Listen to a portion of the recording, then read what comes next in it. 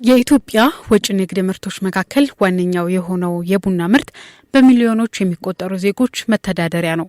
ኢትዮጵያ ልዩ መዓዛና ጣዕም ያላቸው የቡና ዝርያዎች መገኛ ብትሆንም ምርቱን በጥሬው የመላክ ልማድ ከዘርፉ ሊገኝ የሚችለውን ከፍተኛ ጥቅም ገድቦት ቆይቷል።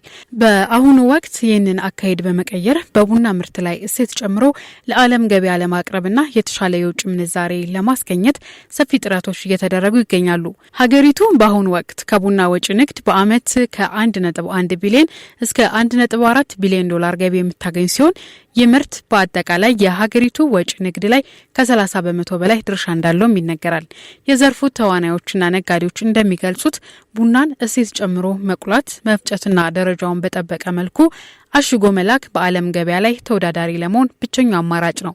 ቡናን አቀነባብሮ በመነገድ ላይ የተሰማራው ማዶ ኮፊ ኦፕሬሽን ማናጀር አቶ ብሩክ ወርቁ እንደሚሉት የኢትዮጵያን ቡና በጥሬው ሲላክ የሚገኘው ገቢ በጣም አነስተኛ ነው። ነገር ግን ምርቱን እዚሁ ሀገር ውስጥ እሴት ጨምሮ ወደ ውጭ መላክ ውጤታማ እንደሚያደርግም ገልጸዋል። የቡና ገበያ በነገራችን ላይ የሚመራው በዓለም አቀፍ ገበያ ነው። እንደምታውቀው ዓለም አቀፍ ገበያው እየወረደ ሲመጣ ሎካል ገበያ ያለው እዚህ ገበያውም ኢትዮጵያ ውስጥ ያለውም ገበያ ይቀዘቅዛል። ስለዚህ ከዛ ጋር ተያያዥነት ስላለው አሁን እኛ የነሱ እዛ ጋር የራሱን የቻለ ምክንያቱም ኤክስፖርት ስታንዳርድ ቡናዎች የራሱን የቻለ ዋጋ አለው። ሎካል ገበያ ደግሞ ራሱን የቻለ ዋጋ አለው። ግን የዓለም አቀፉ ገበያው ነው እኛን የሚመራል።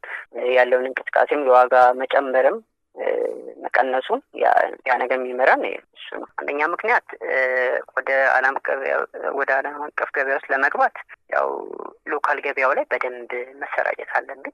አሁን አንደኛው የሚሆነው ጥራት ላይ አንደኛ ተክተን ከምንሰራበት ነገር አንዱ ጥራት ኳሊቲ የመጀመሪያው ነገር ነው። ቡናችንን ቀጣይነት እንዲኖሩ ከሚያደርጉ ነገር ውስጥ አንዱ ኳሊቲ ነው። ያንን ቀጣይነት እንዲያኖረው ኳሊቲ ላይ ተክተን መስራት እንዳለን እንፈልገው። ጥራትን በተመለከተ አጠንክረን እዛ ላይ ከሰራ ያው ያለው ገበያ ላይ ጎልቶ መውጣት ይቻላል። ከዛም አልፎ ዓለም አቀፍ ገበያ ላይ ተወዳዳሪ መሆን ይቻላል። አሁን ያለው ማርኬት ምክንያቱም ኢትዮጵያ ውስጥ የሚመረተው ቡና ግማሽ በግማሽ የሚሆነው ለሎካል ገበያ ነው የሚቀርበው ባለኝ መረጃ መሰረት ማለት ነው። በጣም ትልቅ የቡና ፍጆታ አለ ኢትዮጵያ ውስጥ ማለት የቡና ፍላጎት አለ። ራሱን የቻለ ባህል አለን። የቡና ባህላችን ራሱ ሰፊ የሆነ ተደራሽ ያደርገዋል ማለት ነው። ስለዚህ ጥራት ያው መሰረታዊ ነገር ነው ብዬ አምናለሁ። አቶ ብሩክ ወርቁ አክለውም በዘርፉ ላይ ያሉት በርካታ ችግሮች እንቅፋት የሆኑ መምጣታቸው በተለይም በየደረጃው የሚታየው የጥራት መጓደል ምርቱ ሕጋዊ መስመር ተከትሎ እንዳይወጣ የሚያደርገው የኮንትሮባንድ መስፋፋት በትግበራው ላይ ትልቅ ፈተና እየሆነ መምጣቱን በጥብቅ ያነሳሉ። እንደ ተግዳሮት እንኳን የሚገጥመን ያው የኮምፒውተሮች ምናልባት የቡና ገበያው አሁን ላይ ብዙ ተፎካካሪ ያለበት መጀመሪያ ላይ ተግዳሮት ያጋጥማል። እንደ ጀምርን አካባቢ ትንሽ ወደ ገበያው ለመግባት ትንሽ የመንገጫ ነበር። ከዛ ባለፈ ግን ያለፉን 3 አመታት ገበያው ላይ ጥሩ እንቅስቃሴ አለ። የመጀመሪያው ቅድምና አንሳውለ ጥራት ላይ አተኩረን መስራት አለብን። እኛ ደግሞ ፕሮሞሽን ላይ የምርቶቻችንም ፕሮሞት የምናደርግበትን መንገድ በአዲስ መልኩ ማስፋት አለብን ብዬ አምናለሁ።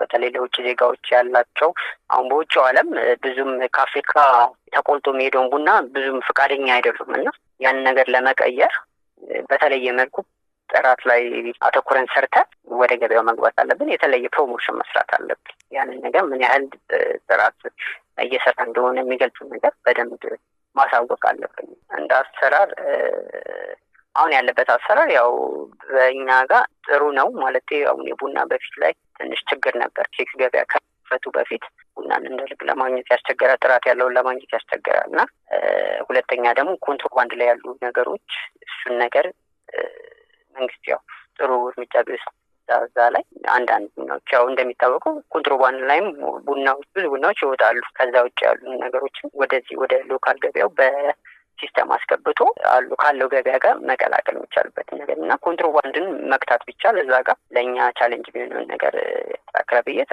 አደርጋለሁ።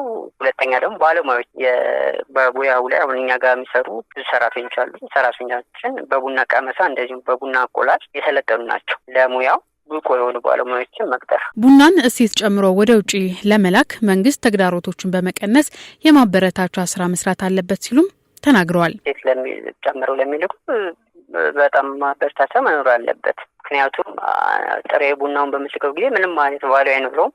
ጥሬ ቡና ነው። ብዙ እንትን አይኖረውም። የራሱ ዋጋ ያወጣል። ስቴት መንግስት እዚህ ላይ አተኩሮ መስራት አለበት ብዬ አምናለሁ። በራሱ በሚለው መልኩ የራሱ እንግዲህ ያስቀመጣቸው ነገሮች ይኖራሉ። እነሱ ነገሮች ላይ ተግዳሮት በተለይ በቢሮክራሲ ላይ ባለው ተግዳሮቶችን እነሱ ላይ ማስተካከል ያለበትን ነገር ቢያስተካክል መልካም ነው ብዬ አስባለሁ። የኢትዮጵያን ቡና እሴት ጨምሮ ለመላክ ምን እየተሰራ ነው ስንል የኢትዮጵያ ቡናና ሻይ ባለስልጣንን ጠይቀናል። የባለስልጣኑ ዋና ዳይሬክተር ጽህፈት ቤት ኃላፊ አቶ ሰፊሳ አባቡ እንደተናገሩት አምራቾችና ላኪዎች ወደ እሴት ጭማሪ ስራ በስፋት እንዲገቡ የሚያስችሉ ማሻሻያዎችና ድጋፎች እየተደረገ መሆኑን ገልጸዋል። በነገራችን ላይ ያለቀለት ቡና ተቆልቶ የተፈጨ የታሸገ ቡና በሀገር ውስጥ መሸጥ እንዲቻል መመሪያ አውጥተን እየሰራንበት፣ ይሄ አንዱ የማበረታቻ እርምጃ በዶላር በተወሰኑ በተመረጡ ዝም ብሎ የማንኛውም ሸቀጣሸቀጥ ሱቅ ውስጥ አይሸጥም ቡና። ስለዚህ በዛ መሸጥ እንዲችሉ ምቹ ሁኔታ ፈጥረን መመሪያ አውጥተን እየሸጡ ነው ያሉት። ቅድም ካነሳሹ ይሄ የዋጋው መናር ምናምን በዚህ ሸፈን የሚችል ነው። ብዙ ማበረታቻዎች ይኖሩናል። እኛ ኢንዱስትሪ ሲያቋቁሙ ፈቃድ እንዲያገኙ በማድረግ በዛ ምቹ ሁኔታ በመፍጠር በዛ እንደግፋቸዋለን። የቡናና ሻይ ባለስልጣን አክሎም ሀገሪቱ ከቡና የምታገኘውን ጥቅም ለማሳደግ ነጋዴዎች ቡናን በጥሬው ከመላክ ወጥተው እሴት ጨምረው እንዲልኩ የምርት ጥራት ቁጥጥር ስርዓቱ እያዘመነና ማበረታቻዎችን እያመቻቸን እንገኛለን ሲሉ ተናግረዋል። በተለይም በዘርፉ ላይ ትልቅ ስጋት የሆኑትን የጥራት መጓደልና የኮንትሮባንድ ህገወጥ ንግድን ለመግታት ከጸጥታ አካላትና ከክልሎች ጋር በቅንጅት እየሰራ መሆኑንም ገልጿል። ይህ ህገወጥ የቡና ንግድ ዝውውር ራሱን የቻለ መመሪያም አለው እና ከሚመለከታቸው የመንግስት አካላት ከፖሊስ ከገቢዎች ጋር በጣም በጥብቅ ነው የሚሰራ። ህገወጥ የቡና ንግድ ዝውውር በከፍተኛ ደረጃ ቁጥጥር እናደርግበታለን። እንዲህ በቀላል የሚታይ ነገር አይደለም። ለምን የሀገርን ጥቅም የሚያሳጣ ነው፣ ሀገርን የሚጎዳ ነው። እንደገና ደግሞ ህጋዊ የሆኑትንም እንዳይበረታቱ የሚያደርግ ስለሆነ ህገወጥ ቡና ንግድ ዝውውር በከፍተኛ ደረጃ ከሚመለከታቸው አካላት ጋር ሆነን እንሰራለን ማለት ነው። ቅጣቱም ከባድ። ህገወጥ ቡና ሲያዘዋውር የተገኘ ሙሉ ይወረሳል። በአንድ ጊዜ 50 ሚሊዮን ብር ሊያጣ ያ በአግባብ ባለው አሰራር ተሽጦ ደግሞ ለመንግስት ገቢ እንዲሆን ይደረጋል ማለት ነው እና ዲስካሬጅ የሚያደርጉ እርምጃዎች አሉ። የህገ ወጥ ቡና ንግድ ዝውውርን ለመቆጣጠር ከክልሎች ጋር እንሰራለን። ቡና አምራች ከሆኑ ክልሎች ጋር በቅርበት መረጃ በመለዋወጥ እንሰራለን። ሲያዝ ቅጣቱ ከባድ። አቶ ሰፊሳ አክለውም ከማሸጊያ ቁሳቁስ ጋር ተያይዞ የሚነሱ ማነቆችን ለመቅረፍ በተለይም የወደብና ትራንስፖርት መዘግየቶችን ለመቀነስ ከሎጂስቲክስ ድርጅቶች ጋር በቅርበትና በቅንጅት እየሰራ መሆኑን ገልጿል። በተጨማሪም በሀገር ውስጥ በስፋት የሚስተዋለውን የጆንያ እጥረት በዘላቂነት ለመቅረፍና የቡናውን ዝርያ ምርታማነት ለማሻሻል ከምርት ምርምር ተቋም ጋር በጋራ በመሆን የጥራት ማሻሻል ስራዎች ላይ ትኩረት ሰጥቶ እየሰራ መሆኑንም አስታውቀዋል። በጣም ጠንካራ የሆነ የተቀናጀ አሰራር አለ ከሚመለከታቸው ስቴክሆልደሮች ሁሉ ጋር የትራንስፖርት የሎጂስቲክስ እና ትራንስፖርት ባለስልጣን ከመርከብ ድርጅት ጋር ከገቢዎች ጋር በጣም በየጊዜው በየሳምንቱ እየተገናኘን የሚያጋጥሙ ችግሮች፣ ተግዳሮቶች የሚፈቱበትን ሁኔታ በጣም ነው የምንሰራው። ለምሳሌ የኮንቴነር ችግር ያጋጥማል። ስለዚህ እሱ አውቶማቲክ በፍጥነት እንዲፈታ በየቀኑ ነው ክትትል ምግብ። በነገራችን ላይ 2.65 ቢሊዮን ዶላር ከቡና ማስገኘት ችለናል ስንል በየቀኑ ከፍተኛ ድጋፍና ክትትል እየተደረገ እና ከሚመለከታቸው አካላት ጋር ደግሞ በየጊዜው ንግግሮች ይካሄዳሉ።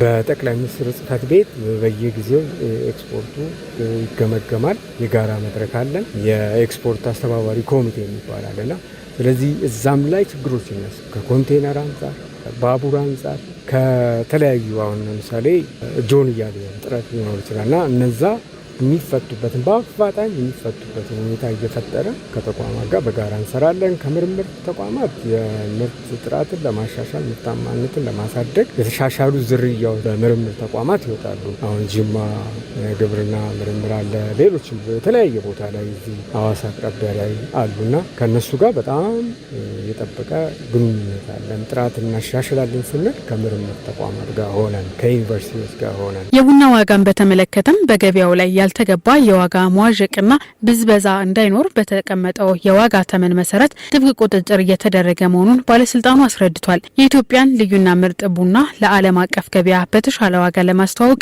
ታዋቂ ከሆነውና የላቀ ቡና ጥራትን ከሚያበረታታው የካፕ ኦፍ ኤክሰለንሲ አዘጋጆች ጋር በጋራ እየተሰራ መሆኑን ገልጾ ላኪዎች ይህንን ምቹ አጋጣሚ ተጠቅመው የገበያ መድረካቸውን እንዲያሰፉም ጥሪ አቅርቧል።